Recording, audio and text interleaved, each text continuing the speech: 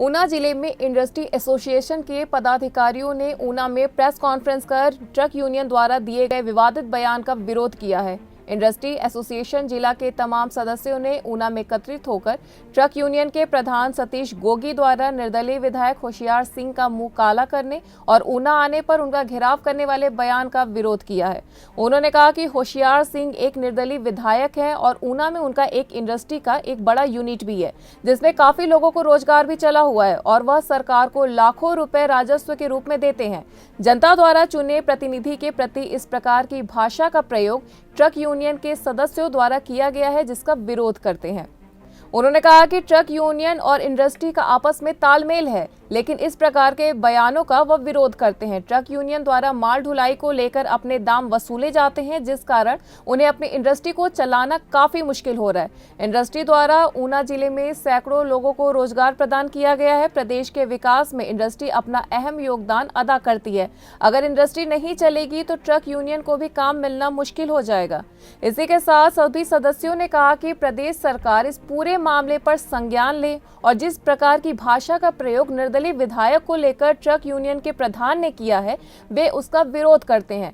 मौजूदा इंडस्ट्री दहशत के माहौल में है। इस प्रकार के बयानों से बाहर से आने वाले इन्वेस्टर कैसे हिमाचल का रुख करेंगे, यह भी एक बड़ा विषय है। आज की जो प्रेस कॉन्फ्रेंस है, जो सतीश गोगी विशाल ट्रक यूनियन के प्रेसिडेंट है, उनका बयान आज प्रिंट मीडिया, इलेक्ट्रॉनिक मीडिया में, सोशल मीडिया पे भी वायरल हो रहा है, ऑडियो भी वायरल हो रहा है और लोगों को वो उकसा रहे हैं कि कल इकट्ठे हो जाओ, हम ये करेंगे, हम वो करेंगे, हम नारेबाजी करेंगे। आज के बयान में उन्होंने कहा है कि होशियार सिंह जी अगर जिला में आएंगे तो उनका गिराव करेंगे और इवन देन उन्होंने जो शब्दावली यूज़ की है कि हम मुँह काला करेंगे। होशियार सिंह जी एक ऑनरेबल मेंबर है विधानसभा के और हमारे इंडस्ट्री के एक मेंबर है और जीतपुर बेड़ी में उनका बहुत बड़ा यूनिट है और उन्होंने बहुत लोगों को एम्प्लॉयमेंट दे रखा है और सरकार को लाखों करोड़ रुपए साल का एनुअल वो रेवेन्यू दे रहे हैं। मगर उनके लिए अगर ऐसी शब्दावली यूज़ की जा रही है, जो मौजूदा हमारी इंडस्ट्री है वो दहशत के माहौल में है, क्योंकि इन्वेस्टर जो हिमाचल में है वो बाहर से आए हुए हैं, जहाँ पे कोई 70-80% जो इन्वेस्टर बाहर से आए हुए हैं, उस वजह से वो लोग दहशत में हैं। और हमारा ये सोचना है और बिल्कुल ठीक सोचना है कि इससे जो इन्वेस्टर है वो आने से हिमाचल डरेगा, वो जहाँ नहीं आएगा। सरकार जो मौजूदा सरकार है, उनके बयान की हम स्वागत करते हैं कि उन्होंने इन्वेस्टमेंट ब्यूरो बनाने की घोषणा की है ताकि यहाँ पे इन्वेस्टमेंट आए। मगर ऐसे लोगों के बयानों से क्या जहाँ इन्वेस्टमेंट आएगी, ये सोचने का विषय है। हमारा सरकार से ये अनुरोध रहेगा, ऐसे लोगों को अंकुश लगाया जाए जो लॉ के अगेंस्ट बात करते हैं, जो लॉ के विरुद्ध बात करते हैं। देखो, हमारा ट्रक यूनियन से कोई लड़ाई नहीं, ट्रक यूनियन मौजूदा काम करे, हमें कोई दिक्कत नहीं। मगर हमारा सोचना है कि हमारी जो फ्रीडम है, जो संविधान में हमको जो फ्रीडम दे रखी है, जो हमें नहीं सभी लोगों को दे रखी है। आप कोई भी बाजार जाते हो, कहाँ से खरीदना है, कहाँ से चीज़ नहीं खरीदनी है, ये आपको भी राइट है, ये हमें भी राइट है। देखो, हमारी लड़ाई अपनी इंडस्ट्री की सर्वाइवल के लिए है कि हमारी रिस्पॉन्सिबिलिटी लाखों लोगों के एम्प्लॉयमेंट से जुड़ा है, हमारी रिस्पॉन्सिबिलिटी सरकार को रेवेन्यू से जुड़ा हुआ है। हमारा जो वर्किंग है वो देश को बढ़ाने के लिए, प्रदेश को आगे बढ़ाने के लिए है। अगर कुछ लोग सरकार ऐसे प्रयास करते हैं तो ये स्टेट की डेवलपमेंट के लिए एक बैरियर है। आपका कहना चाहिए? मेरा नाम CS कपूर, मैं प्रेसिडेंट हूँ महतपुर इंडस्ट्री एसोसिएशन। आज के जो हमारी प्रेस कॉन्फ्रेंस, उसके लिए मैं सभी पत्रकार बंधुओं का बहुत बहुत धन्यवादी हूँ कि आज उन्होंने हमारे एक कहने पर ये प्रेस कॉन्फ्रेंस अरेंज की है।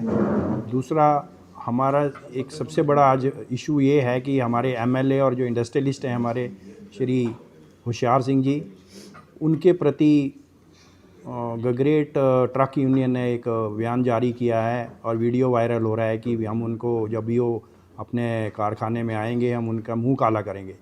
मतलब ये कौन सी भाषा है, हमें ये समझ नहीं आती है।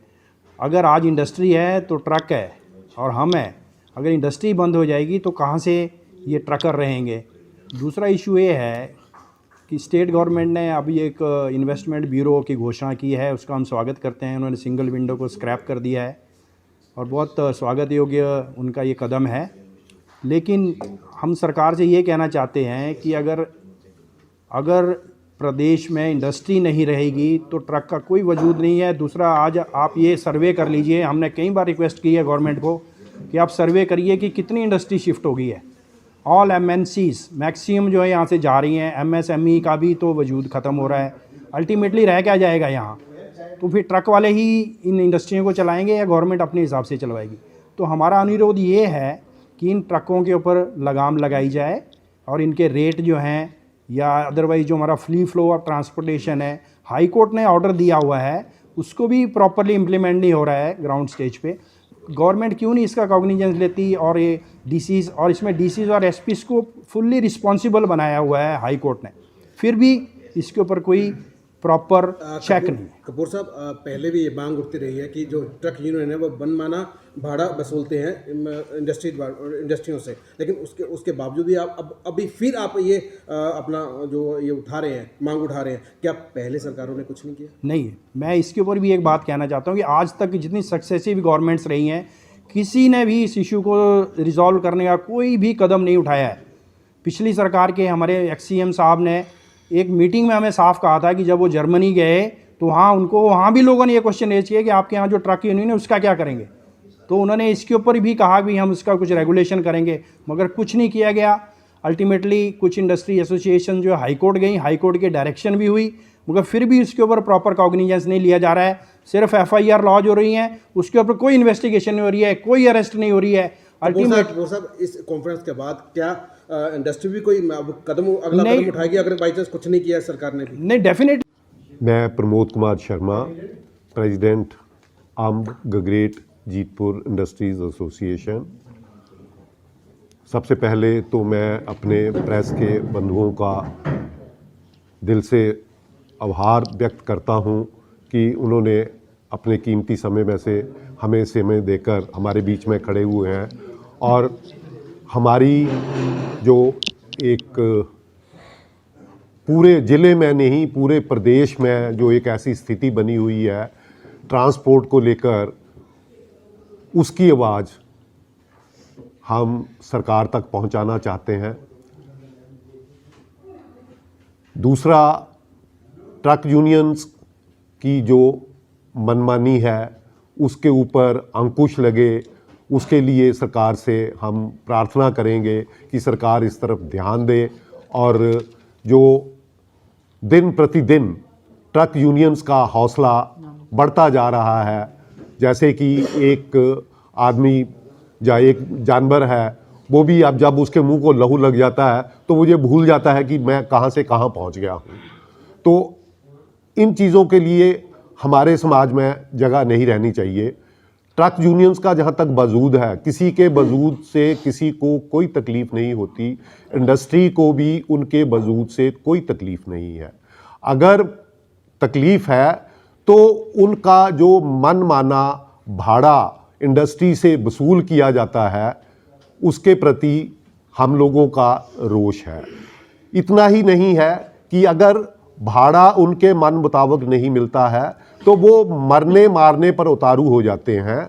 हमारे यहाँ गगरेट में एक दो केसेस ऐसे हुए हैं जहाँ पे इंडस्ट्री मालिकों के ऊपर, एसोसिएशन के पदाधिकारियों के ऊपर ट्रक यूनियन के लोगों ने हाथ उठाया है और जब हम पुलिस के पास गए हैं तो पुलिस का प्रयास यही रहा है कि उस चीज़ को वहीं पे हशप कर दिया जाए।